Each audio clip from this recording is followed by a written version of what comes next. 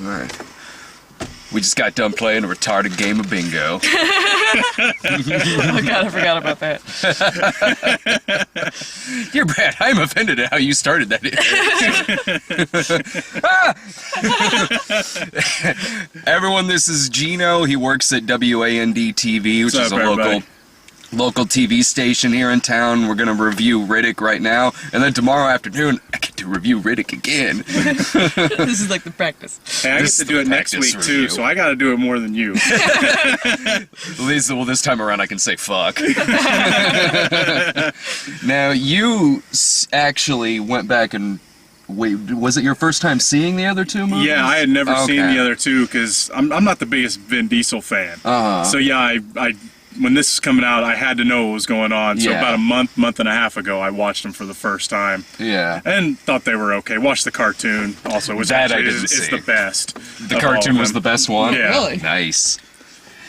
And it's been... You said Chronicles was 2004? Yeah, 2004. They had some video games, like 1 or 2 video games between then and now. But the last movie was Chronicles. Then it's been since 2004 that I saw... Well, I only saw Chronicles once, and I saw Pitch Black before then, so it's been even longer than that since I saw Pitch Black. Having seen the other two recently, how do you think that this one stacks up against those? Pitch Black was okay, especially since it was, late 90s, I think, when that came out, maybe early 2000s. Yeah. Chronicles, I thought, was a little overblown. This one at least knew what the hell it was trying to be. And so, honestly, I think this one, besides the cartoon, was probably the best one, just because it was self-aware. Okay.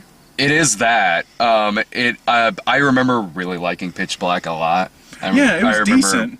Thinking it was a fairly suspenseful, fun movie. Chronicles, I don't have any kind of hate for Chronicles that a lot of people do. I don't think it's great. I think they're trying to take a character and make him suitable for all audiences when that's not the kind of character he is. And to me, that's what Chronicles of Riddick was.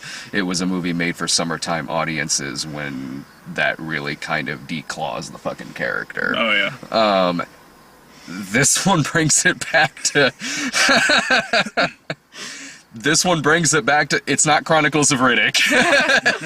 It's not. I remember really liking Pitch Black, but again, it's been a while since I've seen that too, so I don't know how well it's aged. You know. CG's bad, of course. I mean, the CG was kind of terrible in this one, too. And the movie wasn't horrible. It's just, it aged okay. They were okay films. I didn't hate them, didn't love them.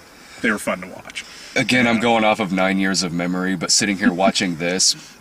From the trailer of this, it just made it look like, oh, it's Pitch Black again. And it really wasn't. You're right. It's really not. There are certainly elements of Pitch Black in it. Really, when it gets down to the last 20 minutes, it's Pitch Black with less interesting monsters. Yeah. But other than that, it's really not. And this movie, I sat there most of the time in this movie, especially in the first half, I sat there like... Every piece of my brain is telling me that this sucks. But I can't stop having fun. But my heart is telling me otherwise. My heart is telling me, hey, come on. You know what? From beginning to end, this movie is trash. Fuck it. I liked that in the first 20 minutes when we kept laughing at stuff happening, we were the only ones in the entire thing doing it. And by the end, everyone was laughing. It's like, oh, okay, it's one of those kind of movies. It is. It totally is. This movie is... I honestly really did kind of eat this movie up. The movie is... I mentioned it outside. It's a Bruno Mattei movie on a budget. That's what it is. It has all of the two-dimensional machismo of a Bruno movie with throwaway lines that no one would say, and they deliver it with such hammy performances and false bravado that I just ate it the fuck up and had a really good time. I was saying outside, literally the first spoken line in the movie, because, the first 10 minutes is just Riddick dicking around a landscape, fighting monsters and making stuff out of bones. The first spoken line is a voiceover that we totally didn't need. Because it's the only time there is one in the movie. And he's like, there are bad days, and then there are really bad days. And this is one of those. That's as deep as it fucking gets. The You speak entire truth, my friend. the entire Riddick character in this movie is just wholly made up of Vin Dieselisms. Oh my god, like, all it is really just... It is such a two-dimensional character, but for some reason Vin Diesel can fucking pull that off and make it okay, even though it's nothing more than a two-dimensional character spouting fucking gibberish.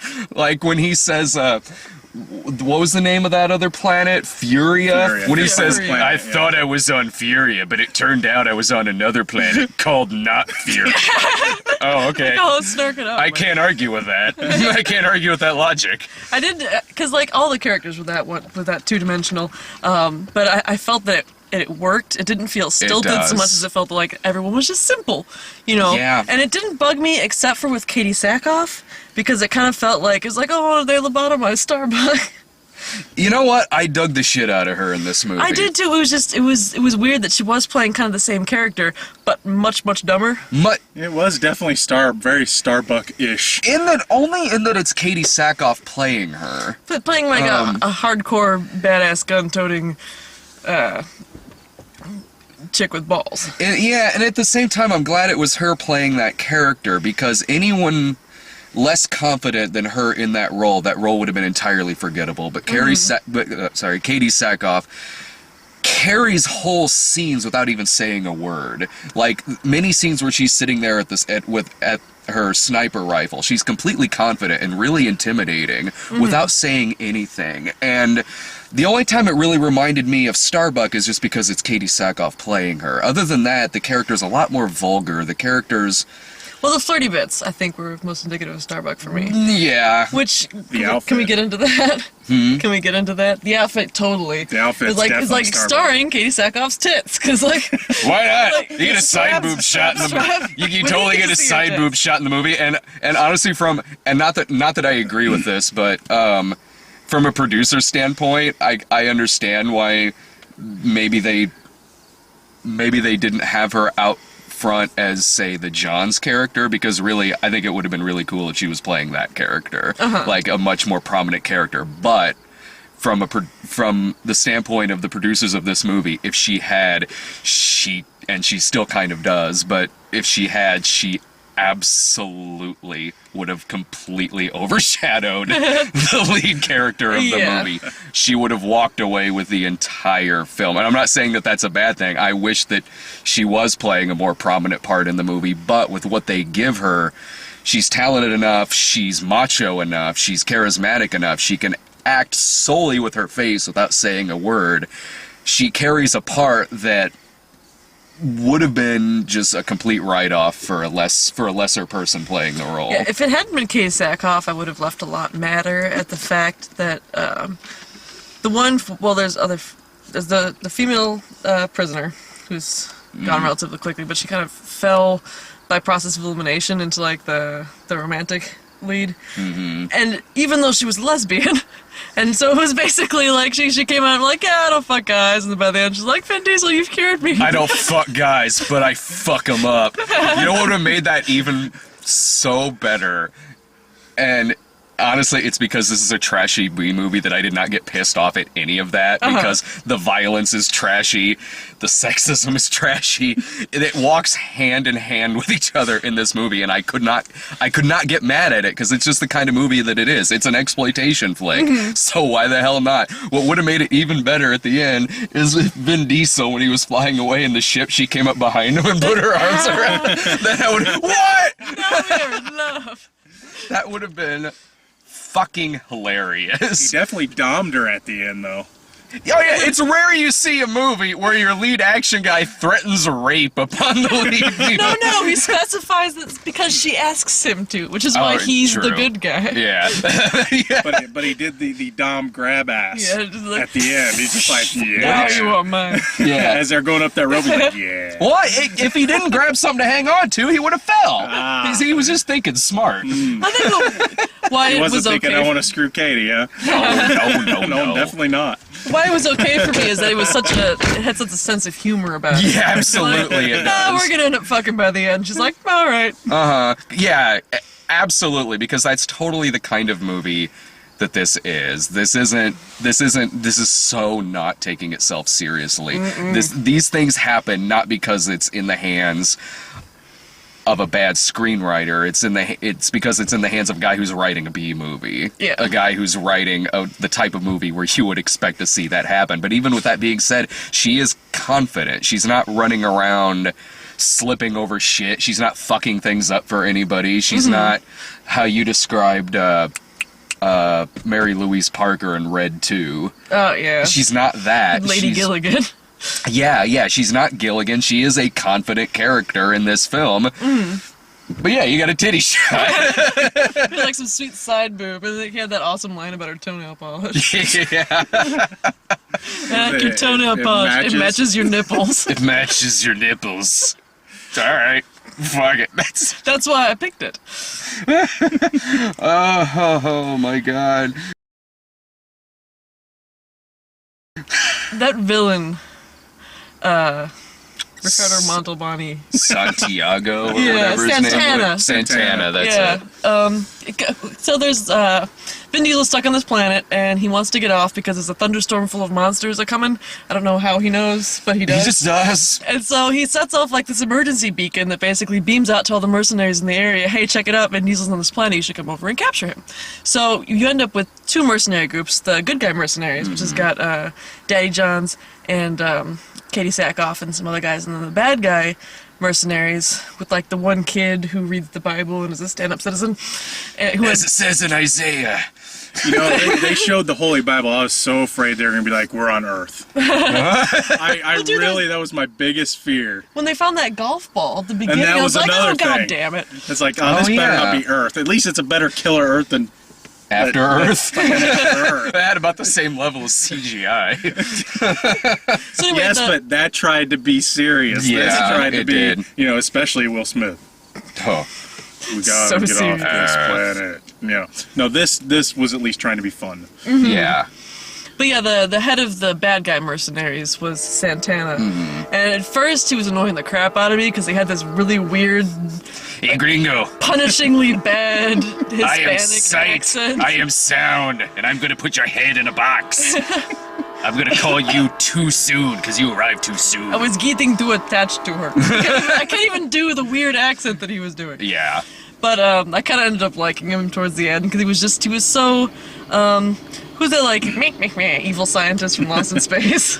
Oh, right. Yeah, that sort yeah. of evil character. We're like, just not even hiding the fact that he's like, And he kept getting his ass handed to him, yeah, too. he kept trying to rape Katie Sackhoff and she just punched him in the face until he lost consciousness. Which, that was a weird edit. Like, like there's a part where he's on top of Katie Sackhoff like he's about to rape her, and then it cuts, and then they're all just standing there. What the shit? Did he rape her? What? I thought that they were trying to like mislead us to think that, like Vin Diesel came in and saved her, and then it was like, nope, I just beat the crap out of him. Yeah, they're just like, oh, sorry, I I had to beat the shit out of him again. I go, okay, well, I would like to have seen that, but whatever. That threw in that, Well, they gave him the bloody nose. I think that was supposed to be brave. the, Yeah. Monsters. He's gone forever. Was that? I said they gave him the bloody nose, and I think that was, I would have liked it. Yeah, it's like, it was, I thought, what? Did they miss something? Yeah, that was a gigantic puddle of blood. I expected him to be more fucked up in the facial region. Yeah. Uh-huh. And it's like, oh, yeah. Kind of a genteel trickle. I beat him up. Oh, okay. That's it. It was all body blows. Well, I guess we should Mess get up into the moneymaker. Oh, yeah, that handsome face. I guess we should get into the CGI, which is Oh dear. delightfully crap. It's like, you know, like old school CGI where the stuff doesn't actually interact with the things that it's supposed to be standing on. It's pretty much that. So Vin Diesel had this like floating dog that was his companion for most of the movie. Which was awesome. That dog was... The only down part of that dog is I was sitting there the whole time like, okay, I know at some Yeah, point they're it's gonna gonna kill get... him. Yeah. Stop making me be attached to this thing. Yeah, exactly. You know, at some point, there is no chance that the dog's going to make it through the movie. So you're sitting there like, all right, when is the dog going to get shot? But yeah, the That first... was brutal, too. Yeah, oh god. Yeah. The first, like, 20 minutes are basically, like... I don't know. Imagine the first 20 minutes of There Will Be Blood, but put him on a distant planet with fucking monsters. Like, it's just Vin Diesel walking around with fucking monsters and shit and talking to himself. Like, but the planet, it's... it feels like a B movie. The special effects feel like it's a B movie watching it today. But if this was in like 1996, it would have been a total A-list movie. Yeah, you got it. Go on, you're free. Run back to your mother's.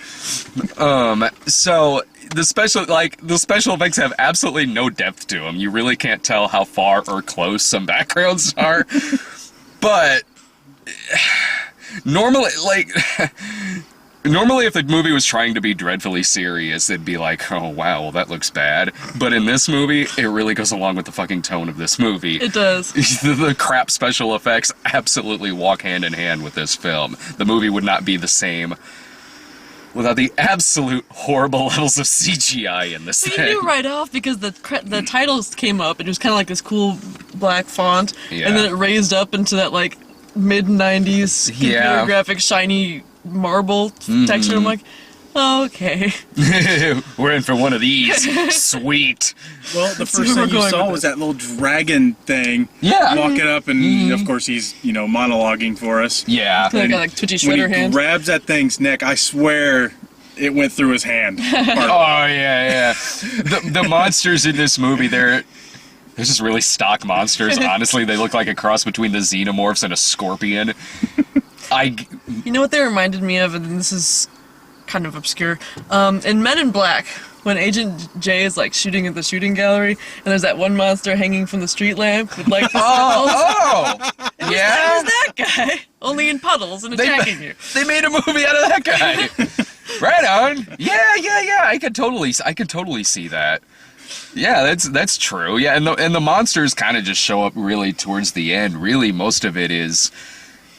It's Vin Diesel hunting them. Like, the first 20 minutes is mostly Vin Diesel, and then these mercenaries and bounty hunters show up, and then it's sort of like Pitch Black, but it's Vin Diesel hunting all of them, and then towards the end, in the climax, he comes back, and they all fight the monsters together, which is sort of like, well, all right, I'm gonna help you fight these monsters, but I need to spend like an afternoon killing some of you first. Well, like the bad mercenaries establish themselves almost immediately as being bad guys, so you could comfortably root for Vin Diesel slaughtering them one by one.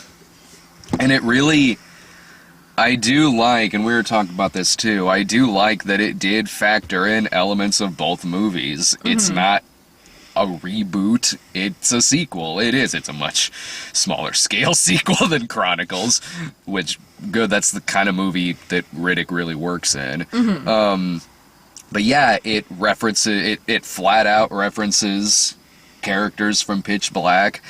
It pretty much shows you how he got here from the end of Chronicles. Yeah, from the end of Chronicles with a 30-second Carl Urban cameo. It was pretty sick because Carl Urban was like, I will help you get to this planet, and then dropped him off at some other planet and just kind of leaves him there. Yeah, that's the end of Carl Urban in the movie. He holds a grudge, I guess. So presumably he inherited all Vin Diesel's bitches and is now ruling that planet, so, well done him. Speaking of that, I did like how there were some moments in the movie where it seemed like it was mainly an apology for the last one being PG-13. It was just like tits, random bed bitches full of writhing tits. Yeah. Exactly. There was a little full frontal there near the first. Oh yeah. The bedroom. She kind of like had her leg over bush proper, but it was it was this fucking Game of Thrones all of a sudden up in fucking Riddick's cabin and shit. Like wow, all right, just bam, tits in your face, and then also shots like him fucking gutting that monster and its organs all fall out, and then the monster that was delightfully gross. Yeah, the monster turns around and starts eating his own organs. Absolutely no reason for that shot. Like, ooh, free food. Nom nom. Yeah. The same deviled egg. Right, but that was funny. There was no reason for that whatsoever. It was one of those moments where it was like, yeah, we're sorry the last one was PG-13. Here's a monster eating his own fucking entrails. But I'm totally cool with that. Like, this movie it just had elements that I would probably normally complain about. And this kind of worked. In this one, it totally worked because in a movie that I would go to the theater to see where I would normally complain about stuff like that, it's because they weren't trying to be trash, but it just turned out to be trash. This is flat out trying to be trash, and it works. Yeah, I was vacillating between why do I like this and fuck it. Yeah, fuck it. I hope they do another one. Well, you were saying that Vin Diesel had to like put a lien on his house or something? I read some article about how he wanted to make it so bad and he couldn't get the money for it, so he put a lien on his house to get part of the funding that they needed to do it. And the fact that, I mean, he's got the stroke now. Of course, Fast and Furious is huge now. But yeah, everyone and their brother's gonna go see 7 because of Statham. So, I can't wait for that. The end of 6, I was like, yeah. They've also signed on Kurt Russell. Oh, really? Yeah, sweet. Can we get what's his name from Death Proof? Oh, the character he played? Oh, Stuntman Mike. You might as well put him in there. At least it'd be a much more entertaining movie. But he's got the stroke now, so it's like, well, he put up some of the money. He really wants to do it. Hopefully, he keeps making them like this. Go see it twice, because I don't want Vin Diesel to lose his house. My only problem with Chronicles was it tried. I mean, yeah, it was goofy, but it tried to be a little too serious. It totally really did. I mean, it was trying to be epic, trying to be like a new type of Star Wars or something. Because I mean, they call it Chronicles. You can tell they were going to make more. The word Chronicles in there for a character like Riddick. Fucking really, like now it's like if it wants to just be fun, let it be fun. I could watch that again. No, in the other ones, does it establish that his first name is apparently Richard? Yeah. I believe, I think it was in Pitch Black. That made me giggle. Richard Riddick. I think it was on. It was either Honest Trailers or something like that, or What's Wrong with Pitch Black and 7 Minutes or Less, whichever one that one is. And they said his name's Dick Riddick, really, and I forgot about that. I think calling him Richard makes him somewhat less imposing. Like, no, Richard's coming. Well, at least he doesn't say, "Call me Dick." Just call me Dick. You're about to get a good deep dickin'. But only because you ask so sweetly. Oh my god. God damn it, I kind of love this movie. when he said, "Have her keep it warm for me." Yeah, tell Doll. Her name was Doll? Is that what it was? Is D-A-H-L. Is that what it is? Okay, I thought he was just like, hey, Doll. Like baby 1940s doll, gangster. D-A-H-L. Oh, that's a way to get around that, sure. And Doll wasn't even there to see him off. Just tell Doll, keep it warm for me. Her last name is Toots, spelled T-U-H-T-Z. Don't worry, it's her last name. It's like that Van Damme's name in Expendables 2 was Villain. It's villain with one L.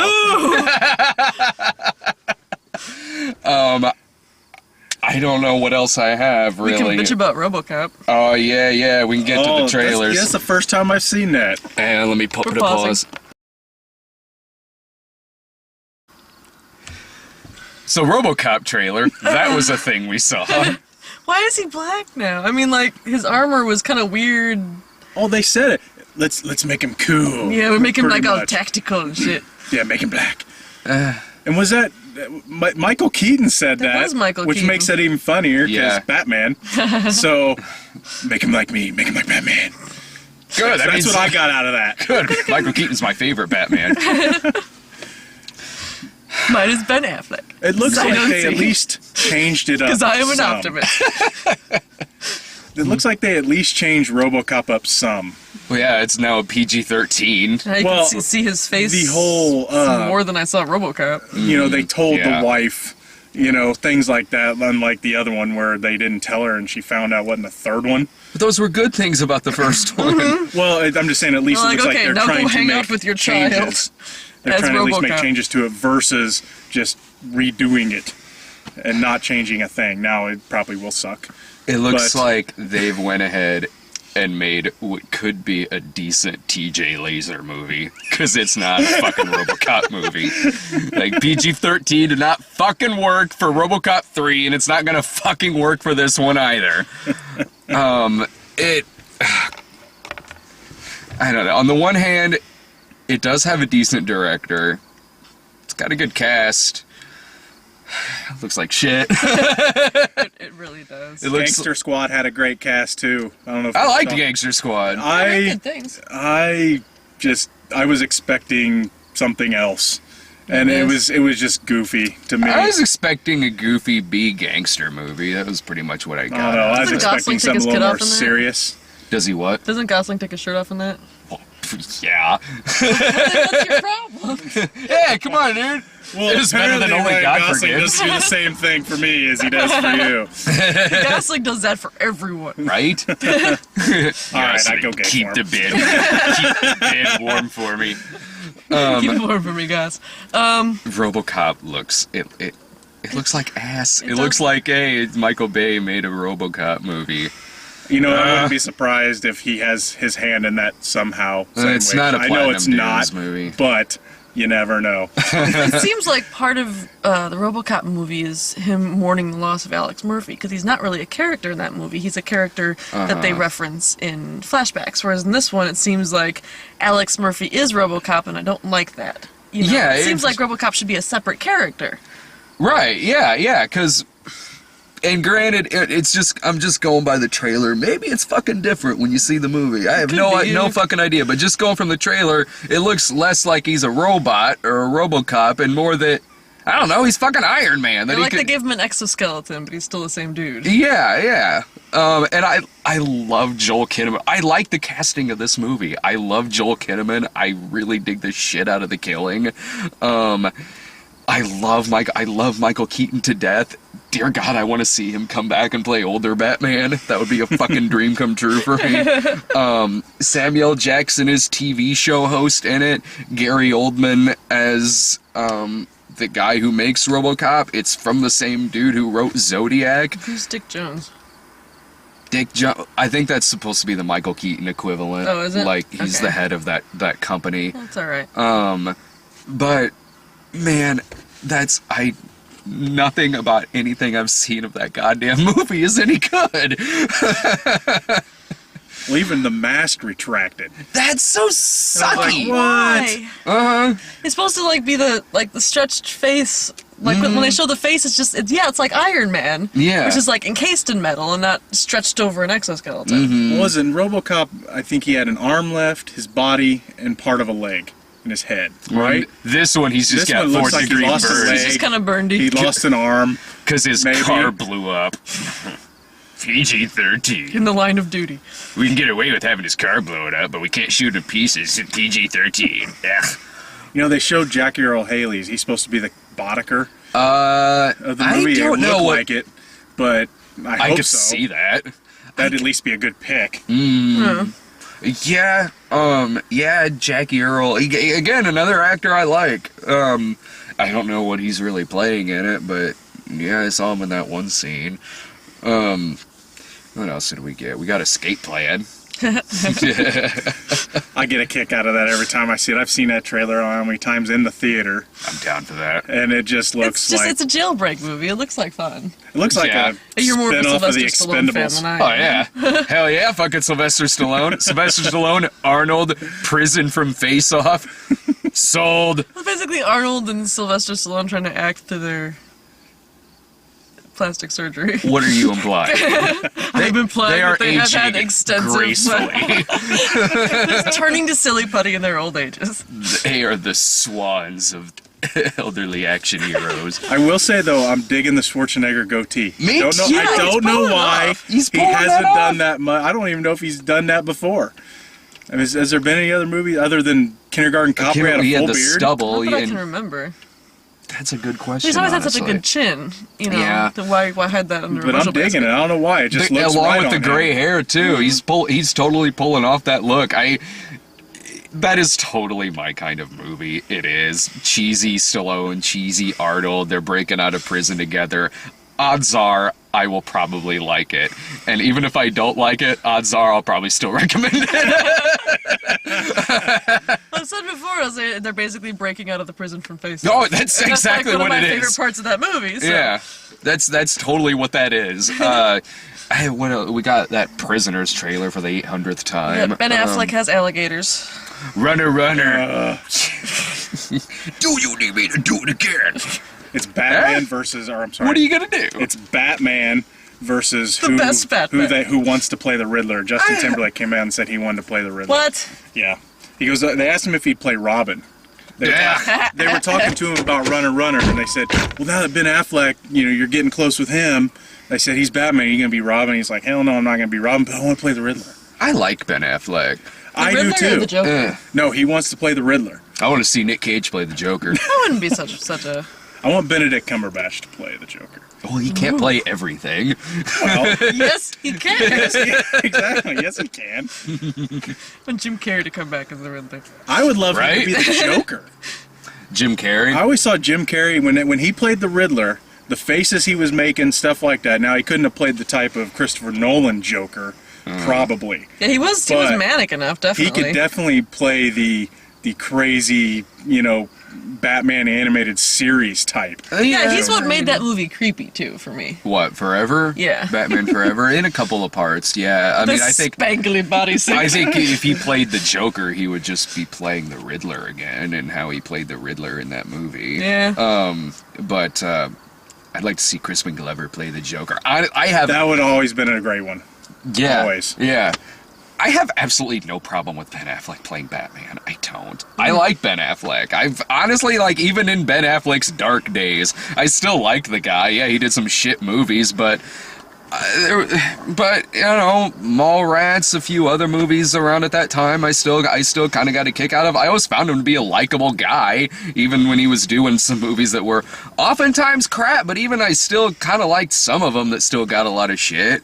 I think he could pull off Bruce Wayne, I think. Yeah! And with Batman, you can just get the scowl done. Yeah. And paint his eyes black and stick a bat hat on I think it. he'll And not be do the fine. Christian Bale voice. Yeah, Yes. please, for the love of God. My Christ. But But when he's wearing the Batman hat, he can just do a Jersey accent to disguise yeah. it. So I've got no problem with it. I have more of a problem with the fact that it's done by the same people who did Man of Steel than I do Ben Affleck's playing Batman. Like, it's really going to be a real deep movie. It's funny. The look was going to be the problem for me, because I like Ben Affleck too, especially in some of his dumber shit. Oh, yeah. But I did some photoshopping because I was putting the question out there on my Facebook, and I did the photoshopping, and I put his jaw in there, and I was like, huh, that actually looks pretty good. He's got a strong jaw. All right. Yeah. Let's Do they know hopefully he can pull it off. What the plot of that movie is going to be? I have a feeling it's going to be Luthor and Batman having a problem with Superman destroying so much of Metropolis. That's what Right? I'm hoping. I mean, Yeah. especially Lex Luthor going to be like, he's always got the whole, we can't trust him, he's an alien. He's like, look what he did to our city. And Batman's got a contingency plan for fighting Superman. I have a feeling that Break out the kryptonite suit. I think he's Yeah. going to be the only one that has kryptonite. Now, I know they've said there's going to be no kryptonite, but I think Batman will have found the one thing that can stop Superman. He's going to be the only one that has it. I haven't read that much on it other than the casting for it. And yeah, you're right that, Affleck probably will have the best chin out of all of them so far, quite honestly. But, I mean, and even if he didn't, when you really think about it, I mean, no joke, my favorite Batman is Michael Keaton, but when you think about it, Yeah, Keaton had the weakest chin out of did. all of His them. face kind of smushed up against the sides, too, and he made too much of a face.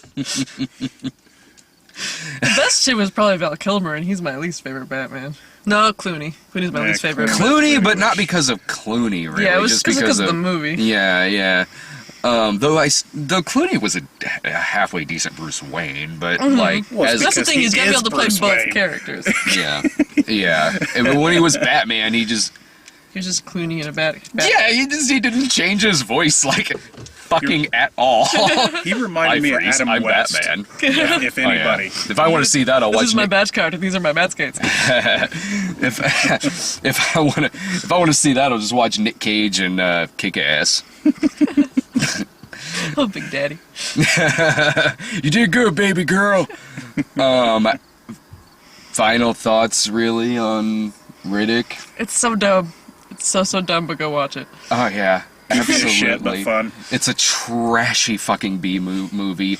Dear God, if you go into this thing and sit there and nitpick the shit out of it, you're not the audience for this fucking movie. Yeah, and like if people are trying to shame you for laughing during the opening, just muscle through it because I'll be with you by the end.